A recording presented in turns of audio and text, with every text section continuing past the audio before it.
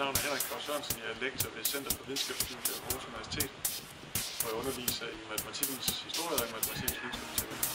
Disse podcast adresserer forskellige områder af matematikkens videnskabsteori ved at inddrage historiske eksempler.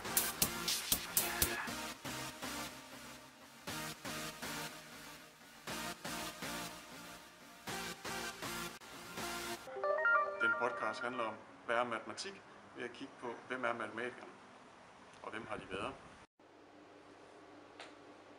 Hvad er et navn? Hvem er vi? Hvad vil det sige at være matematiker? Det er nogle af de spørgsmål, jeg skal behandle i den her podcast. Tilsyneladende er det meget nemt. Vi ved, hvad det vil sige at være matematiker. Vi har læst, og vi har arbejdet som matematikere. Andre kan se, at vi laver matematik. Vi ved det selv. Men hvis vi vil være lidt mere præcis på det, så bliver det faktisk lidt sværere at finde ud af, hvad vores fag og vores identitet er.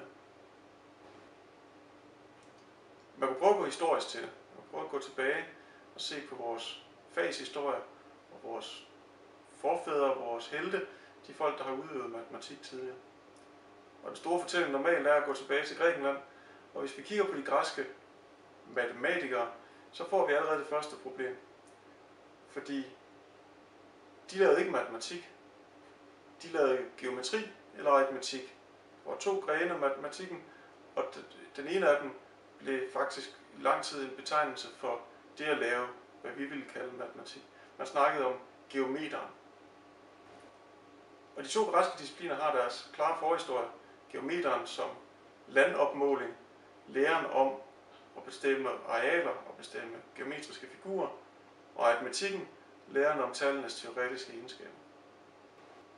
Til nogle tider har der faktisk været en profession eller en aktivitet, der har kaldt sig selv for matematiker. Mathematicus. Vi snakker 1600-tallet, vi snakker de store fyrster. Mange af dem havde en hofmatematiker, en hofmathematicus ansat.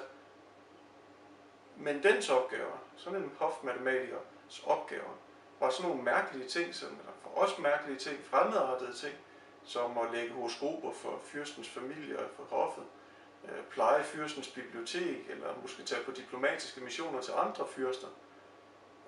I hvert fald ikke noget med forskning og publikationer. Og i hvert fald slet ikke noget om det, vi vil kalde matematiske publikationer, for nogle gange lavede de astronomi til brug for de der horoskoper, de skulle lægge. Og til andre tider, så har termen geometer faktisk været den mest anvendte, den mest udbredte. Den norske matematiker Niels Henrik Abel skriver på sine notesbøger norsk geometer.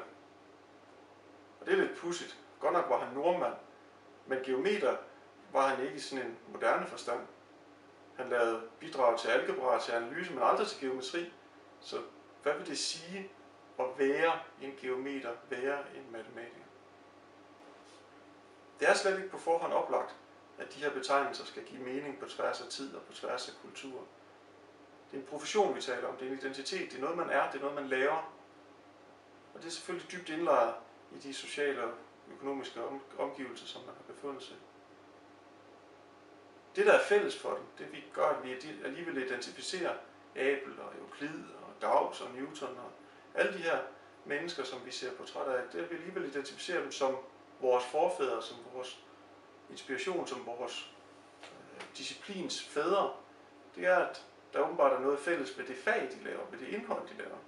Vi kan genkende det, de laver. Vi kan genkende, at Abel lavede matematik, ligesom Euklid gjorde det, ligesom vi gør det. Så der er sådan en tidslig streng, som giver kontinuitet. Men selv den er vi ikke engang rigtig sikre på. Fordi hvad med de andre kulturer, der også har lavet matematik? Vi har sådan en standardfortælling om, at vores matematik kommer fra Grækenland, der måske endda har haft den et andet sted fra Egypten eller sådan noget. Og så kommer den op til os gennem Vesteuropa, gennem de store matematikere i 1600-tallet, 1700-tallet, 1800-tallet og 1900-tallet, der former det til det, vi har i dag, vesteuropæisk matematik. Men hvad med de andre? Hvad med kinesisk matematik? En af de ting, som vi tror, vi kunne være fristet til at sige, der er definerende for vores matematik, det er grækerne og deres fokus på et bevis, et deduktivt argument, en sætning og dens beviser. Men i Kina, der har man en praksis, som indeholder matematiske ting. Der er versioner af det pythagoræiske læresætning, vil vi kalde det. De kalder det noget andet. Af nogle talteoretiske argumenter, vi kender, men der er ikke beviser. Er det så matematik? Eller hvad med babylonerne? Før grækerne, der lavede matematik, eller i hvert fald løste matematiske problemer, løste ligninger, vil vi sige, men uden symboler, så det er ikke algebra, som vi kender det, og uden geometri, så det er heller ikke engang sådan, som grækerne gjorde det. Men det er måske alligevel en matematisk praksis. Og hvis vi er i gang, hvad så med streger på et ben 10.000 år gammelt fundet i Afrika? Er det matematik? Eller hvad med nutidige afrikanske kulturer, der fletter kurver med nogle meget indviklede mønstre, som helt klart kræver en eller anden form for kombinatorisk viden og kunne lave, så de bliver pæne hver gang? Er det så matematik? Hvad definerer os? Hvad er det? Hvad er der i et navn? Så det, der gør, at vi kan identificere fortidig matematik, som matematik er åbenbart sådan en sammenhæng, en streng, en påvirkning, der fører frem til os selv, til vores dag, vores kultur. Og vi ved godt, hvad en matematiker er i dag. I Aarhus bor de i de gule bygninger, laver matematik foran en computer eller foran en tavle, vejleder studerende, underviser, forsker, skriver artikler, skriver lærebøger, laver administration, ligesom alle mulige andre akademikere gør. Og deres fag er velafgrænset matematik, det findes i mange afskygninger til mange uddannelser, men det er matematikere, der laver det. Matematikere, der underviser i calculus, matematikere, der laver matematisk forskning. Men den der kontinuitet, den er faktisk ret spændende, hvis vi skal finde ud af, hvad vores fag er. I 1820'erne var der en tysk matematiker, der hedder Martin Ohm. Han var bror til Simon Georg Ohm, fysikeren. Men Martin Ohm, han søgte et ledigt professorat i matematik i Berlin. Hans anbefaling af sig selv, det var, at han havde skrevet omfattende lærebøger til matematikundervisningen. Men han havde ingen forskning. Og han fik ikke stillingen. Og det er der ikke noget at sige til fra vores dages perspektiv. En matematiker på et universitet er en, der laver forskning. Men Martin Ohm blev rigtig sur, fordi det var ikke en del af normerne i 1810'erne, at man nødvendigvis skulle være forsker for at være matematikprofessor på et tysk universitet.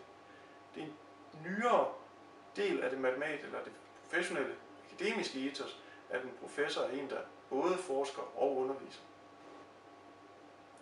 Og selv for sådan en stor matematiker som Isaac Newton, ved vi, at Edmund Halley nærmest måtte trække Newtons Principia Mathematica ud af ham, side for side, for at få den trykt. Newton var ikke villig til at dele den med resten af verden. Og vi ved, at Gauss havde dybe skuffer, hvor han gemte de manuskripter med de indsigter, som han ikke mente, at han samtidig var beredt for endnu. Det er tankevækkende, fordi i dag er vi vant til, at matematik, og igen resten af akademia, er underlagt sådan et, nogle steder kalder man det publish or perish, udgive eller dø, og i Danmark har vi endda kaldt det fra forskning til faktura. Matematik og videnskab er noget, som skal publiceres, som skal deles med resten af offentligheden, og i sidste ende måske endda også noget, der skal bruges til noget.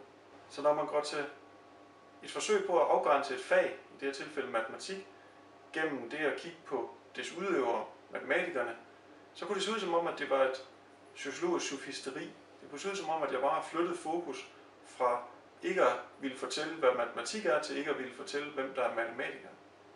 Men hvis man så samtidig lægger sådan en historisk vinkel på det og siger, det er begreber, der har en historie, det er begreber, der har udviklet sig, og det, der er spændende, det er, at vi kan se, at de fører frem til og munder ud i vore dages begreber. Vi kan forstå os selv ved at kigge på nogle af de her episoder. Vi kan både forstå det ved at se på kontinuiteten, og ved at se på de der udfordringer undervejs. Hvis man gør det, så kan man faktisk opfatte, i det tilfælde matematikhistorie, som sådan en syntetisk aktivitet. Noget, der giver mening, noget, der giver identitet, noget, der giver viden om os selv. Og på den måde bliver forbindelsen mellem matematikkens historie og matematikkens videnskabsteori både berigende i den ene retning og i den anden retning. Så når vi sammen med vores helte, Euklid, Newton, Gauss, hvem vi vil, kan sige at være matematikere og dele det, så er det fordi vi deler et fag, og fordi vi har en fælles tradition, en fælles kontinuerlig tradition, som vi kan spejle os i, og som vi kan bruge, sådan at det at være matematiker i dag, det er ikke en beskyttet titel, det er noget, man er, men alligevel det er noget, der har nogle konnotationer, det betyder noget, en del af vores identitet, det giver os en rolle ude i samfundet.